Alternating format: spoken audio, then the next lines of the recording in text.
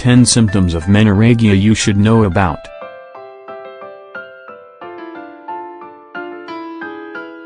The symptoms of menorrhagia consist of an intense and prolonged increase in vaginal bleeding which extends beyond the normal menstrual cycle. There is a great variety of causes that can lead to menorrhagia, including abnormalities in the uterus, irregularities in the pelvis, problems with liver, kidney or thyroid health, hormonal imbalances, especially in relation to estrogen and progesterone, fibroids in the uterus, ectopic pregnancy, outside the uterus, the use of anticoagulant medication. Although abundant menstrual bleeding can happen regularly in a woman's life, there are several symptoms that can help to identify it as menorrhagia. If you want to know what they are, we suggest you continue reading this article. Menorrhagia. The best way of determining whether you suffer from menorrhagia is to pay attention to your bleeding. When there is enough blood to fill a sanitary towel or tampon every hour or two, even during the night, this is considered a serious enough blood loss to be defined as menorrhagia. This bleeding tends to last between 7 and 10 days.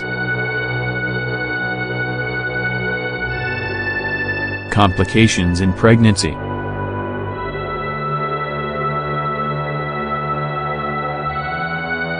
A pregnant woman should not have periods if she is completely healthy, because this increases the risk of miscarriage considerably.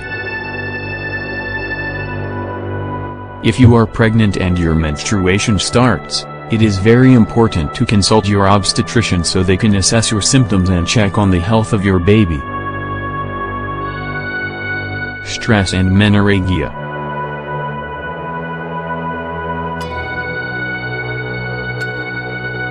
Stress is a direct symptom, because a woman's hormonal levels vary noticeably when she is suffering from menorrhagia, thus causing anxiety and worry. Anemia.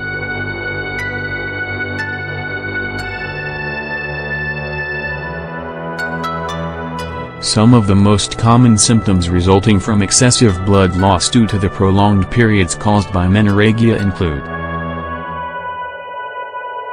anemia, pale skin, especially on the palms and soles of the feet, fatigue, shortness of breath, dizziness, generally feeling unwell. Fibroids.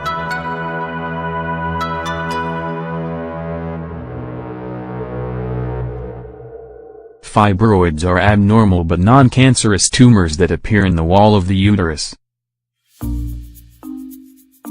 They can enlarge considerably, so it is important to treat them as soon as they are diagnosed.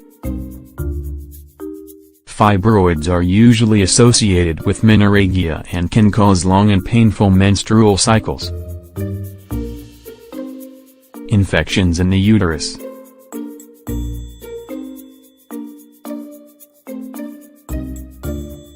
Prolonged menstruation and excessive bleeding can cause infections in the uterus, the ovaries, the fallopian tubes.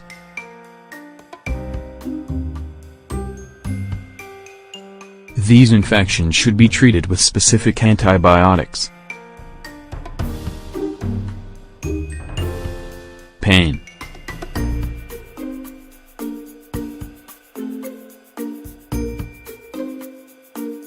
For women who experience menorrhagia, as well as intense pelvic pain, it is normal to suffer from fever, shivers, vaginal secretions, cramps.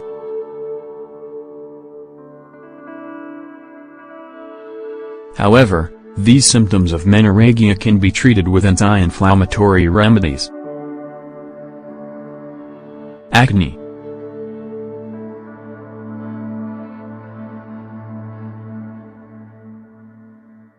Because menorrhagia can be a symptom of a hormonal imbalance, it is normal for women who suffer from it to also present related symptoms like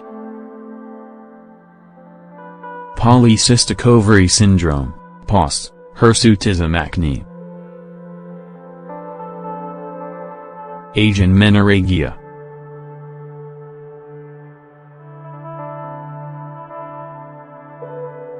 Age is a significant factor in this condition, because menorrhagia is more common among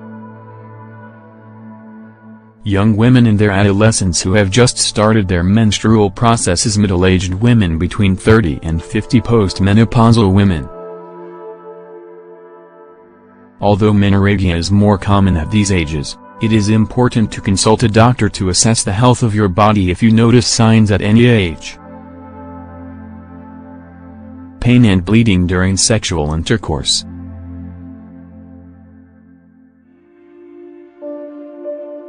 Pain and bleeding during and after sexual intercourse is very common for women who suffer from menorrhagia. It can also cause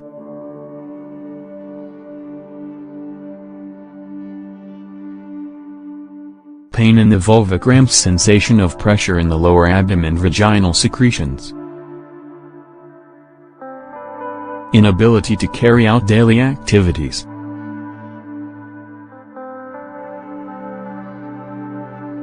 Women who suffer from menorrhagia are significantly affected when it comes to carrying out their daily activities, because this condition prevents them from moving easily, lifting weights, feeling energetic.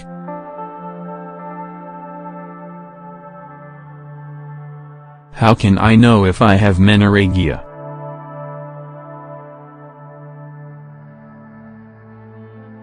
If the above-mentioned symptoms don't help you to identify whether you suffer from menorrhagia, we suggest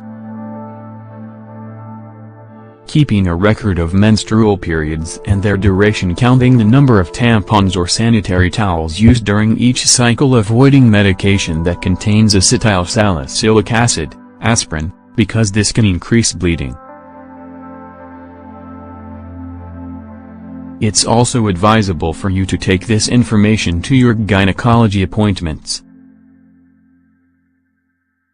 This way, you can not only monitor your menstruation, but also determine whether you suffer from menorrhagia.